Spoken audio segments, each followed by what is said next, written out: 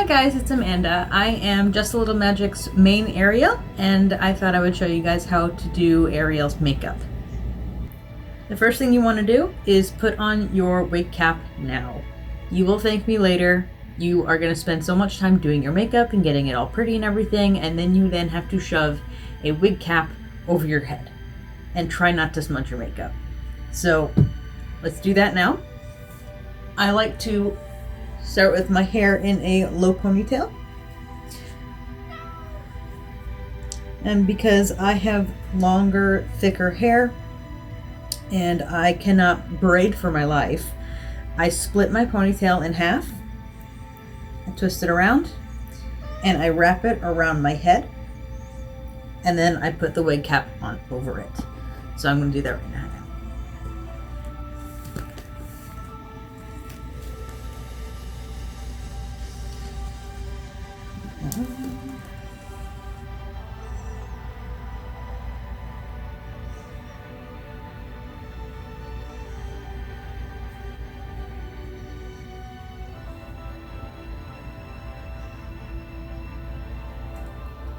The next thing that I do is I put on my wig band.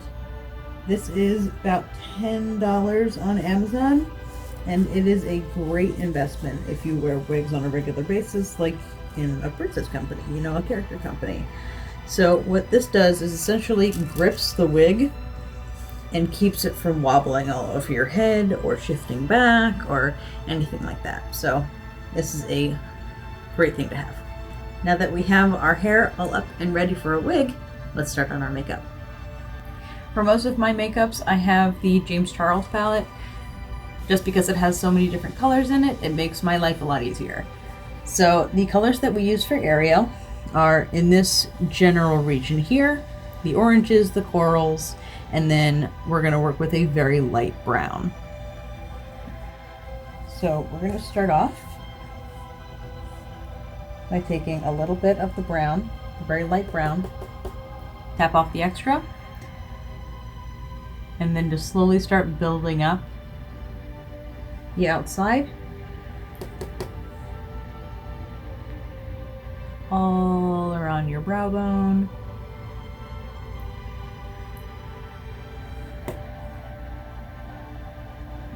And this should provide a nice transition between your skin tone and the actual makeup look. So make sure it's nice and blended out. Ariel's makeup is not terribly heavy, so you can really play a lot with these colors without going overboard or feeling like you did too much, because it's a lot of more natural colors. Okay, now we have that going.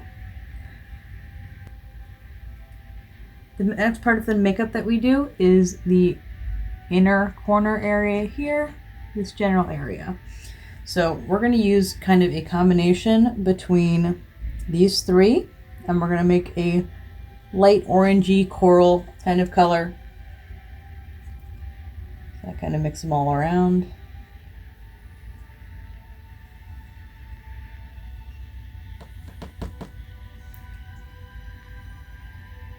And I try to add a little bit to each eye so the mixture is the same proportions and shade and everything on both eyes. You can always go back and add more as you need.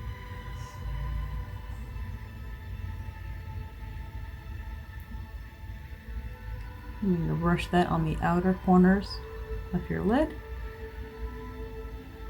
and buff that out into that brown color. If you need to go back into the pan and get more color, that's more than fine. But because of how you're doing it, at least the mix won't be two different shades on your different eyes, because you're putting a little bit of the same mixture on your eyes at the same time.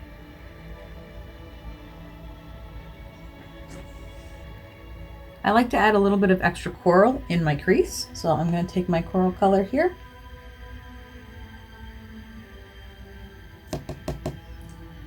I'm going to brush it right inside the crease of my eye.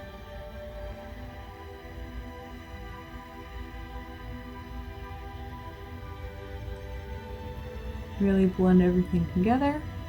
You're going to use nice light pressure on all of your brushes because you really want this to be a nice soft look.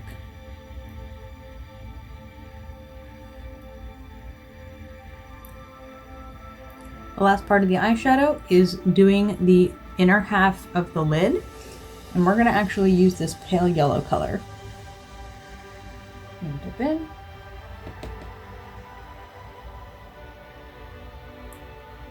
And you're going to pat, and you're going to really pack it in.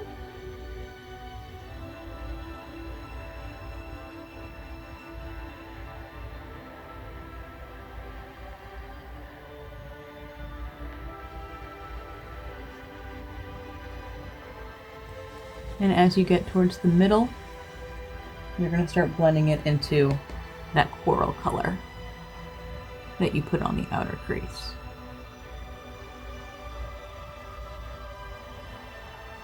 So, blends really nicely.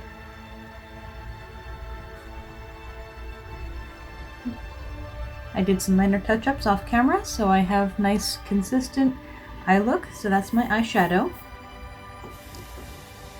The next thing you're going to do is you're going to grab your eyeliner and you're going to do a very thin line across your lid and a very small petite little wing. You don't want anything too dramatic, she's not Elsa, so just something very small, very tasteful, understated. And I don't think I can do this on camera. I will try to do one eye just so there's a little bit of a tip, but I will have to perfect it off camera because I am just really bad about my eyeliner.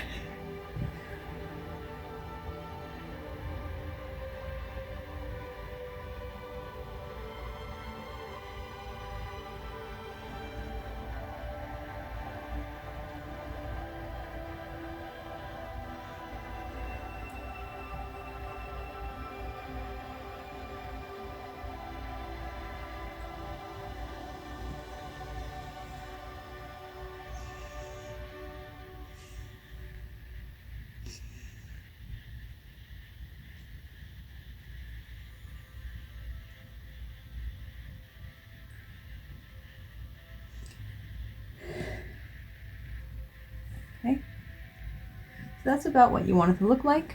Very small. You still want to be able to see all of that color. I'm going to do the other eye just to really get it nice and symmetrical off camera. I think I got them pretty even. And you're going to want to fill in whatever small gaps in with a pencil eyeliner. I'm going to do my inner waterline and I'm going to just brush the very bottom of my lash line.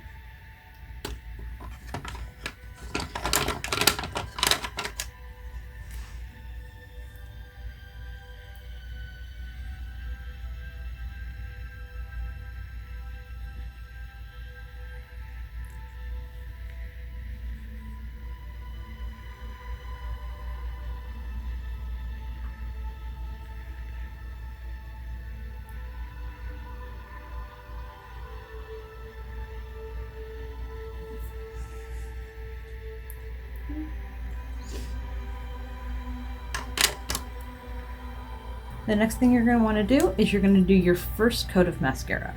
The first coat is just really going to bring out all of your natural lashes, and then you're going to put on one additional coat after you put on your false lashes to kind of melt everything together. Grab your mascara. I'm going to go from the base and wiggle to the tips.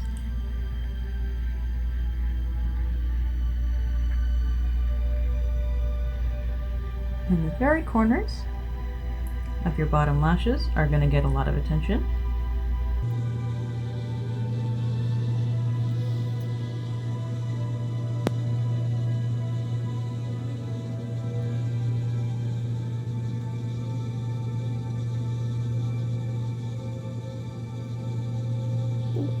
Now that we have our mascara done, I move on to the face.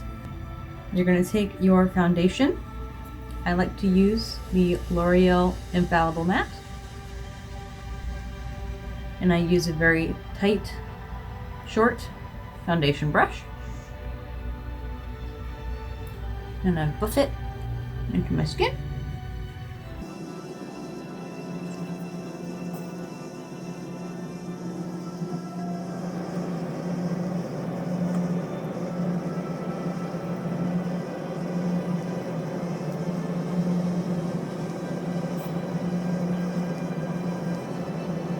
Once you have your foundation on, it's a nice flat base for any dimension that you're going to be bringing back. So you're going to take bronzer and you're going to put them on the sunspots of your face. So you're going to lightly brush on to the high points of your face, like your upper cheekbones, the center of your forehead, maybe the bridge of your nose, and your chin. And the point of bronzer is to bring back a lot of that dimension and really match up what your skin tone is currently. Otherwise, your face kind of looks pretty flat, and it can sometimes be paler or just a different tone than what your rest of your skin tone is. So now it's nice and matched up. It doesn't even look like I have makeup on. Ariel has a pretty narrow face, but because I have a pretty narrow face myself, I don't do a whole lot of contouring, but I thought it would be a good time to explain the difference between contour and bronzer. So bronzer is a much warmer tone.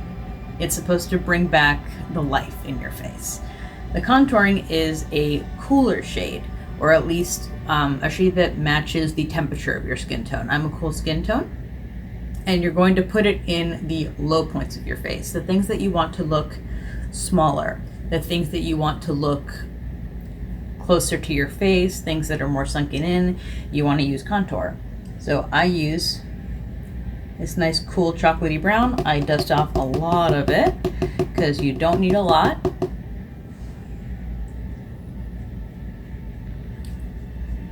And you're going to lightly dust on.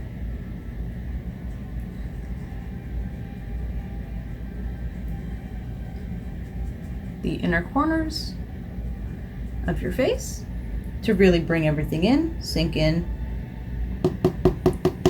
your face a little bit more, make it a little smaller.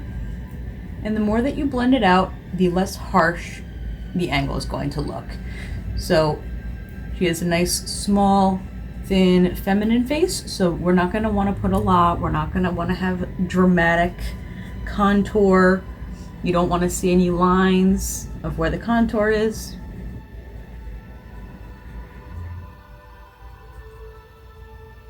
But just enough so you can bring in.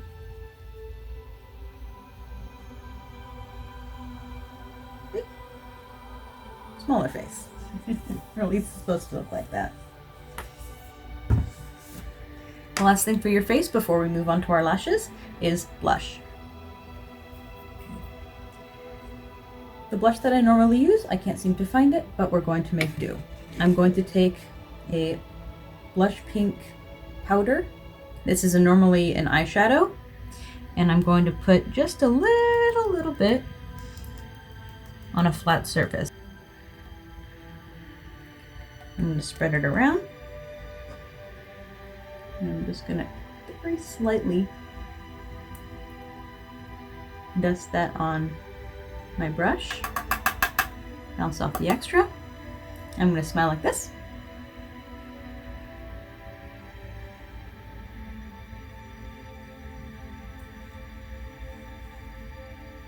And I'm going to slowly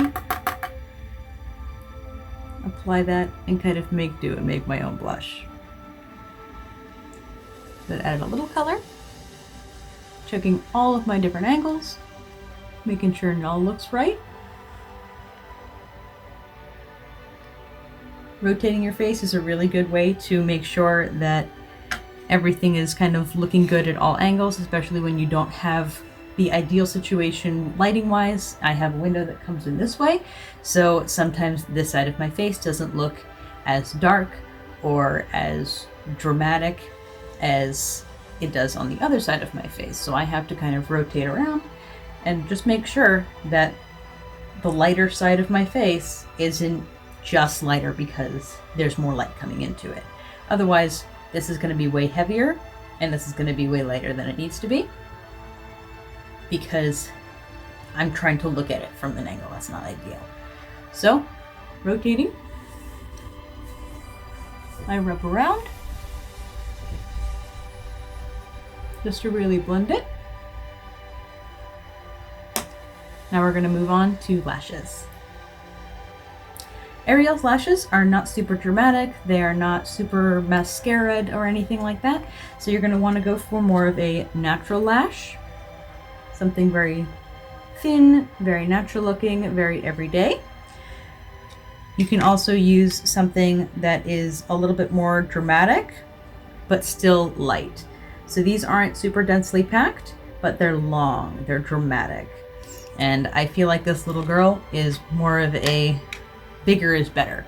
So I'm going to be using those today.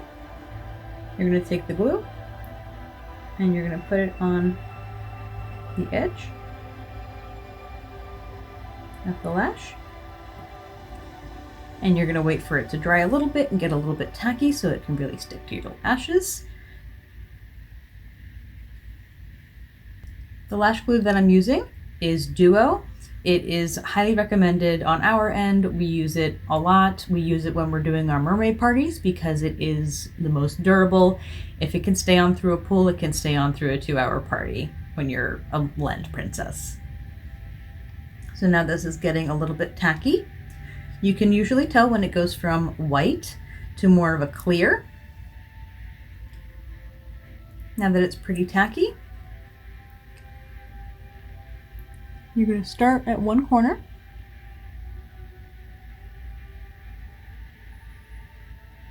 and you're going to really make sure that it's on and secure in the place that you want it, because that's going to help you guide the rest of the lash.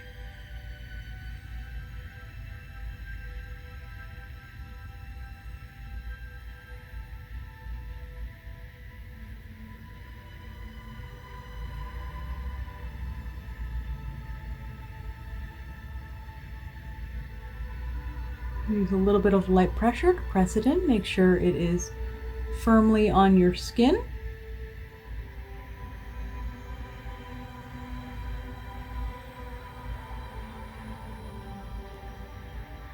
So you can really see the difference between lash and no lash. It definitely brings a whole new level of princessiness. You're then going to bring back your mascara when it's all nice and dry. And you're going to brush on a thin layer of mascara over your normal lashes all the way to the tip of your fake lashes.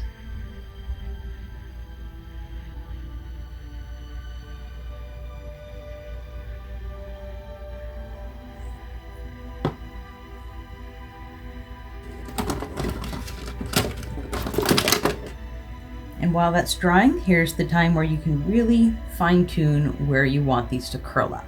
So you take your medieval torture device,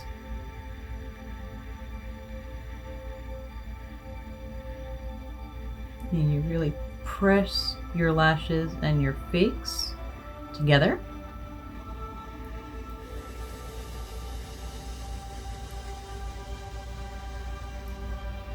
And you can really kind of engineer where and how you want things to curl up. And it takes a little practice to get used to,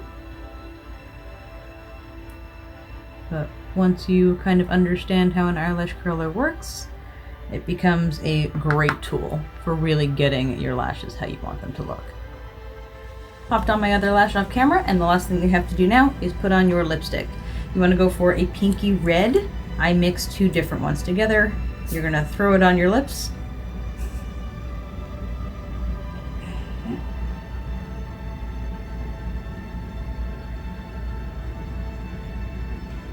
Nice prominent lower lip.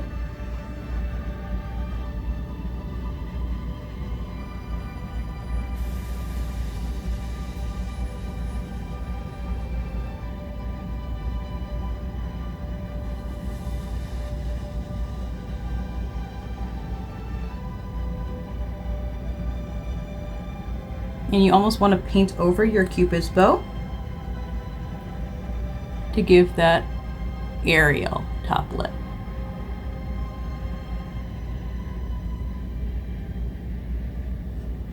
Once that's all done, you toss on your wig and off to the party.